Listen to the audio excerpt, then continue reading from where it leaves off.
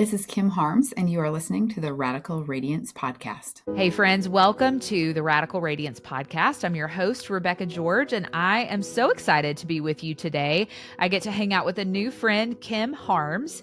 Kim is a breast cancer survivor and author of Life Reconstructed and a brand new book called Carried Through Cancer. She has a degree in English from Iowa State University and has more than 2 decades of writing experience. In addition to her book, her work can be found in a wide variety of publications, including Joyful Life, Christianity Today, Guideposts, Wildfire, Chicken Soup for the Soul, and so much more. Kim lives in Huxley, Iowa with her husband, Corey, 2 of their 3 sons, and 1 crazy dog. So Kim is a new friend to me, and I am so excited about the conversation we get to have today about her brand new book, Carried Through Cancer. My mom is a breast cancer survivor, and so hearing Kim's story and her heart for this book was so special to me, and I'm so excited for you to meet her. So help me welcome our new friend, Kim, to the show. Thank you so much for having me here. Yes, Kim, I'm so happy to have you today. I am so thrilled, as I said, to just be able to chat about your brand new book, Carried Through Cancer. And again, as I mentioned, my mom is a breast cancer survivor of about 11 years or so, to the glory of God. We are so grateful for that and how he worked in her story. And I think watching her walk through her cancer journey certainly gave me and her and many of our friends and family in our lives just such a heart for those walking through a similar journey. So I am so excited about this message and excited about our conversation today. And I love knowing the stories behind books. That's one of my favorite things to talk about on the show. And I would love to just start by having you share maybe if there was a moment or an experience that maybe first kind of stirred your heart to write this message, and maybe when you knew it was time to kind of turn your experience and story into something that could serve other people. Sure. Yeah. This book came from me just thinking through both of my experiences. I've had breast cancer twice, and looking back and seeing the places where I knew that God was caring for me in a very special way, and just feeling Jesus very near. And there are multiple times that happened in different ways. You know, I wrote some of these stories and shared them. And then as I was doing that, I've kind of stayed in the cancer world for the last 10 years. I was first diagnosed 10 years ago. And I've just kind of connected with women since then, and hearing other people's stories as I met them as well. I decided I wanted to share not just mine, but share other people's stories where God met them in very real ways as they were going through treatment. And I have a background as a newspaper reporter. That's what I did first coming out of college before I had kids. And I really do like to listen to other people's stories and put those words on paper. And so I decided I was going to share some of my stories, but I wanted to share other stories as well. And then decided, okay, hey, I'm going to write a proposal for this. I'm going to see if somebody would be interested in this if I were to write it. And I did that. I had my proposal actually almost complete when I found a lump in my armpit, and then shortly after discovered that it was breast cancer that had come back. And so then that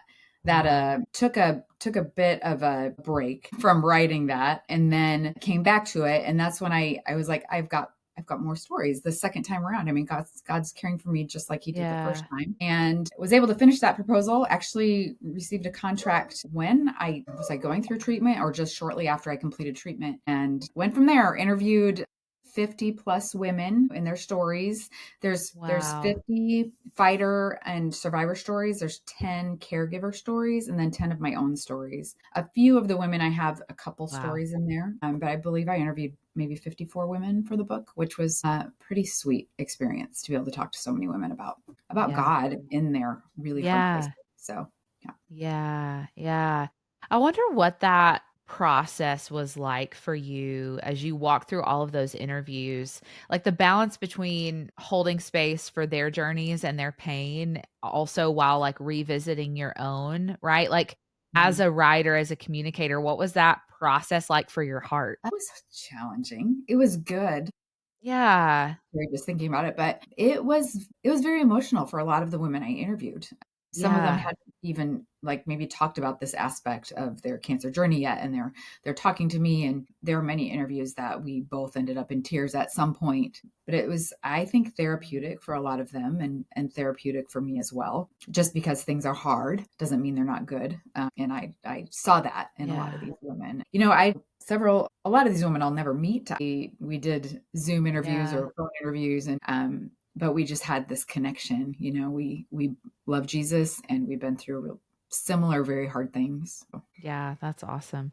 I wonder, as you kind of walked through your own journey and you reflected about a lot of this in the book, was there a particular moment when you sensed God really carrying you throughout your own journey? I would love to just allow our listeners to hear one of those stories. Sure. I have a pretty sweet story that it goes through both of my diagnoses. So after my first bout, or whatever you want to call it, with breast cancer, I wrote my first book, which was Life Reconstructed: Navigating the World of Mastectomies and Breast Reconstruction. And that's really kind of a guidebook for women who are going through that. And there's some medical terminology and things in there that I researched and felt pretty comfortable that I was saying the right thing and knew what I was saying. But I had prayed that God would bring a medical professional alongside of me who would help me with this. And I wanted a medical professional to read through it, write an endorsement for me.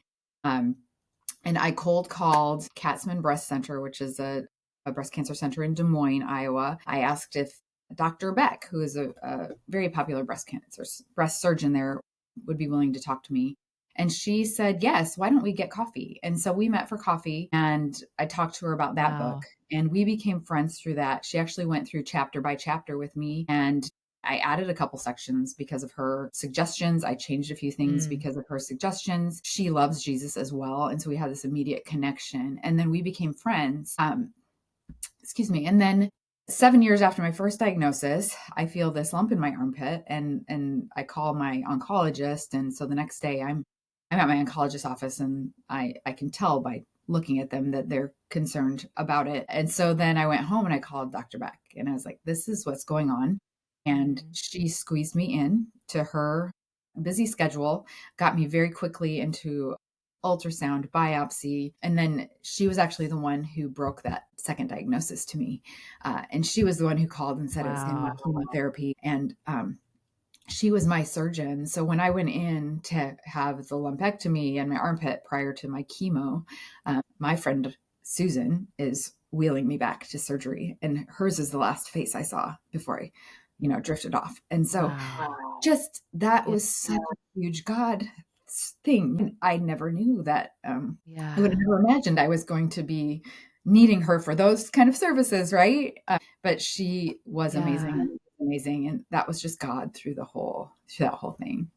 That's a big example. That's beautiful. Yeah, absolutely. He so specifically, just in his wisdom and his perfect perspective, grants us exactly what we need for journeys like that. And so what a cool testimony to that he connected you with and provided and answered this prayer for what you needed in that first book. But then all along, God knew that she would serve another role in your life and in your journey with that. That's so beautiful. I love that. And I wonder, for listeners who are listening and maybe walking through a similar journey, or maybe someone they love is walking through a similar journey, this is a huge piece of it, right? Is like, how do we reconcile a good God with the fear and the grief or the anger that can kind of accompany something like a cancer diagnosis? What was that process or that journey like for you as you walked through kind of both of these diagnoses? It was hard for sure, but I can honestly say I never doubted the goodness of God in that. I did get upset. I probably had some anger in there. I had a lot of fear, but I just had to remind myself that I'm not promised an easy life. There's nowhere that says that I get to go through life free of pain, and so I tried to keep that at the forefront and just think, okay, God, you have me here. I hate where I'm at. I need you desperately. But how do I do this? How do I do this with you and show yourself to me? And he did. So it's often, and I'm sure you have experienced this when you've gone through hard times too, but those are the times when you're so dependent on Christ. I was like, I can't fix this. Like, I can't fix this. I need you, Yeah. and I need you to show me what to do and how to do it. And those are the times that, not that he isn't like always with us, but it's the times that he feels so near. And so Yeah. it was awful. It was hard. And I would say to anybody who's going through this, especially anybody newly diagnosed, it's okay to feel the feelings. It's okay to be angry. It's okay to be fearful. Yeah. It's okay to share all of that with God because he can take it. He created us and he knows our emotions, and he can That's handle right. that. If we come to him with our feelings, he can handle that. It's just, what are we going to do with those feelings? And are we going to trust him with those? Are we going to trust that he knows what's best for me, even when I feel like this is not the best thing? So, Yeah. yeah. Yeah. So many of those experiences in my own journey have been the things that have led me, as you said beautifully, into just such a deeper dependence on him. But also, uh, I can't think of many like mountaintop seasons of my life where I felt like those were the things, like the mountaintop was what molded and shaped me more into the likeness of Christ.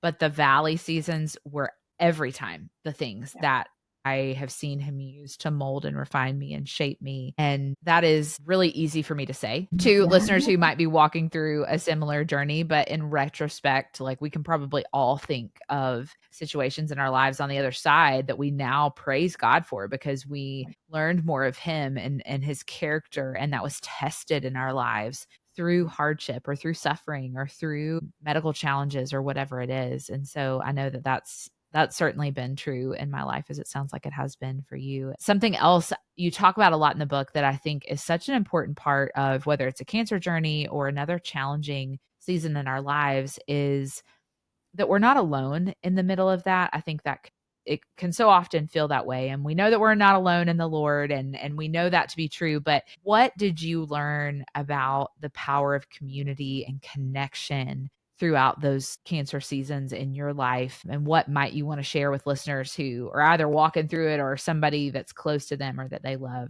is in the middle of that too? I mean, it is a time that you can really grow closer in relationships because you're so needy, really. I mean, I wouldn't say I was needy all the time. Even going through chemo, there were days that I felt great. I'd go to my workout classes and I would do all the things. Yeah. But there are periods of time where you need help from others. And I think that's very hard for some of us. And I mean, just in general, because we're taught to be so independent, it's just our culture. But we are able to bless others by letting them bless us and help us.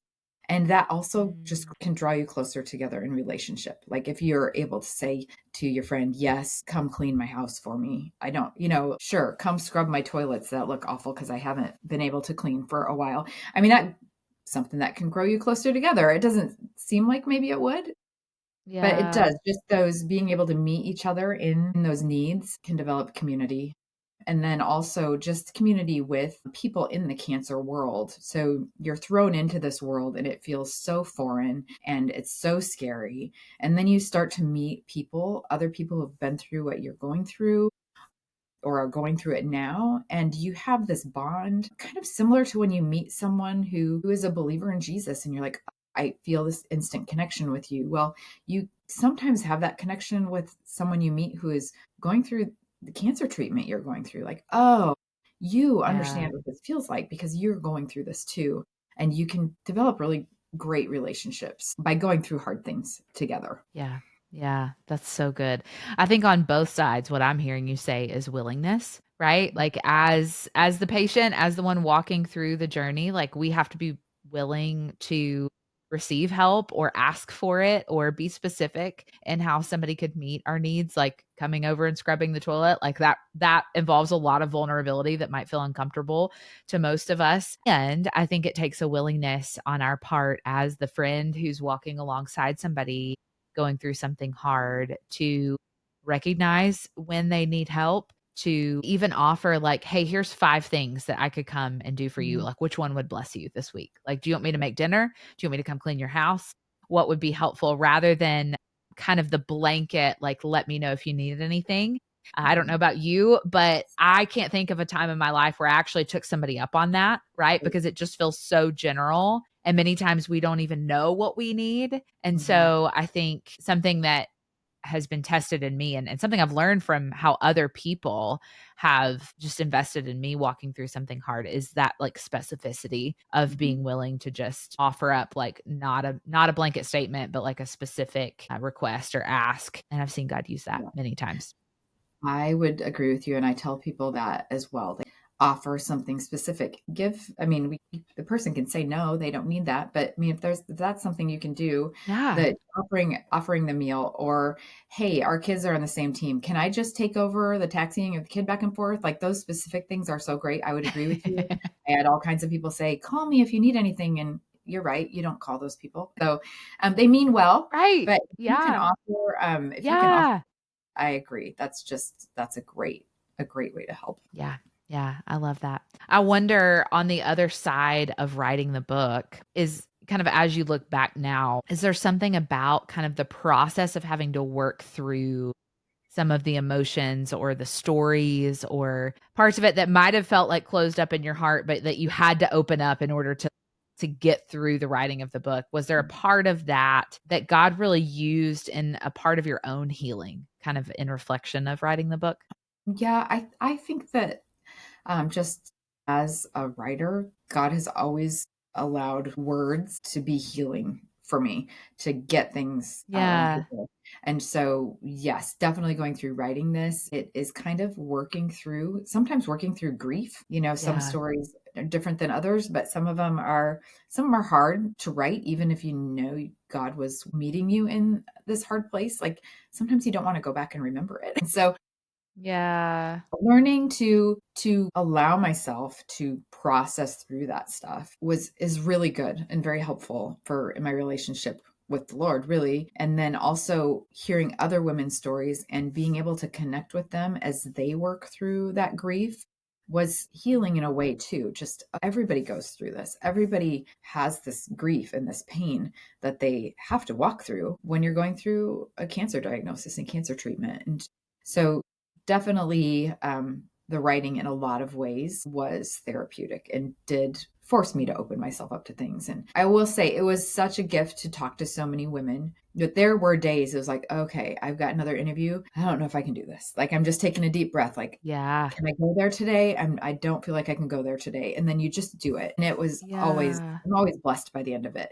But sometimes it's hard to start. Sure, absolutely. I can totally see that. I wonder if, we have listeners today, and I have no doubt that we do, who are listening, and either they or someone they love just received a diagnosis. What would you want her to take away from your story and through the message of Carried Through Cancer? If someone you love has just been diagnosed, I want you to think about the hope that is still in this. It's Mm, scary, but it's not hopeless. Our God is a big God, yeah, and he does carry us. And sometimes it's really hard things that we have to walk through, and sometimes it doesn't end the way we want, or we have to go through more treatment or different treatment than we wanted. But God he's always there, and he knows the beginning and the end. And so keep that at the front of your mind, and also just yeah, consider how can I love this person who is diagnosed.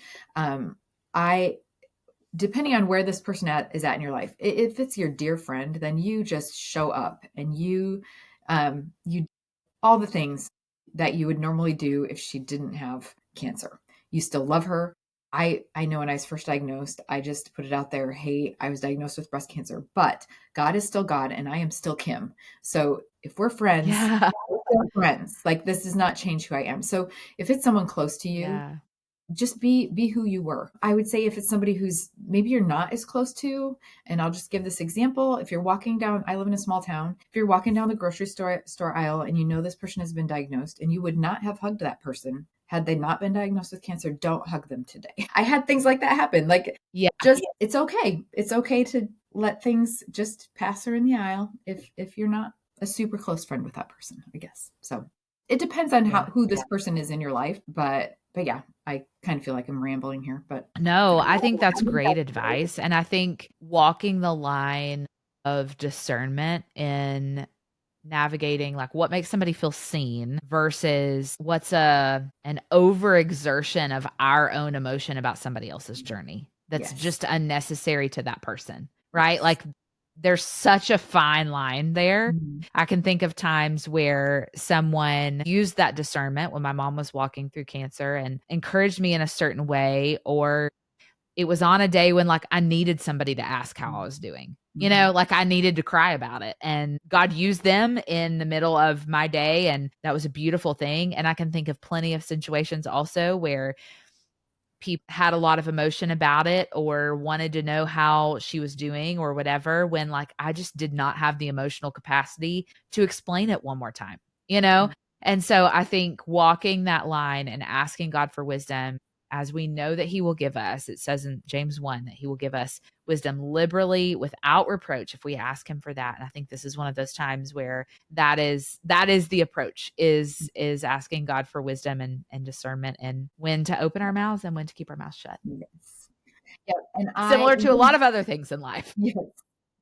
And going back to that too, I would say that I've learned grace because people don't know. Like the person that did hug me in the middle of the grocery Yeah. store, she was trying to be helpful, and so I need to remind myself people they don't always know what to do, and the word cancer makes people very uncomfortable, Yes. and so being Yeah. able to have grace, I would love to tell people like and encourage them like things maybe not to do, but people are going to do and say, I don't know, for lack of a better word, Yeah. dumb things.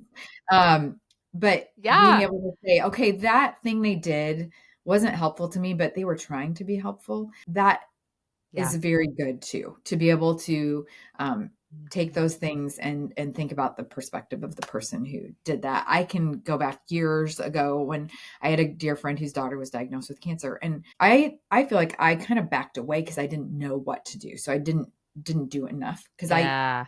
it made me uncomfortable and made me feel weird, and so it does that to people, and so yeah, Yeah. there's that grace aspect too when things pop out of people's mouths that you're like, I'm not sure that was helpful.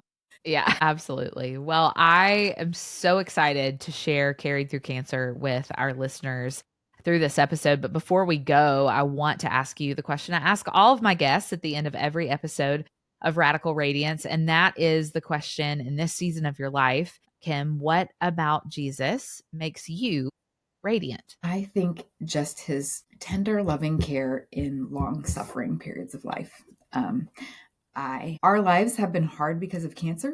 We've also had some other very hard things going on. Just my faith and my trust in Jesus has only deepened, and I want people to see that. So I would hope that that radiates from me. I'll have days that aren't great. Everybody does, but just that the Lord is with me through any amount of suffering I would ever go through.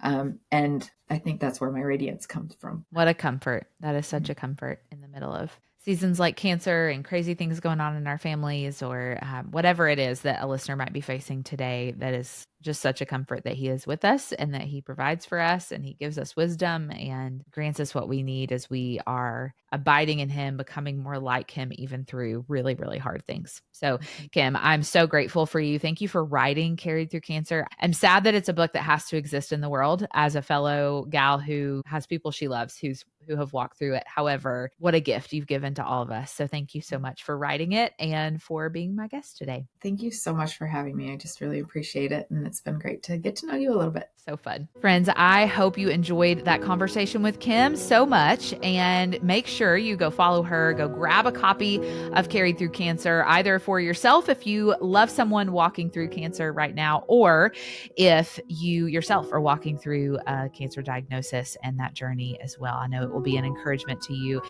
So we will be back next episode next week for another incredible conversation, and I cannot wait to talk to you then.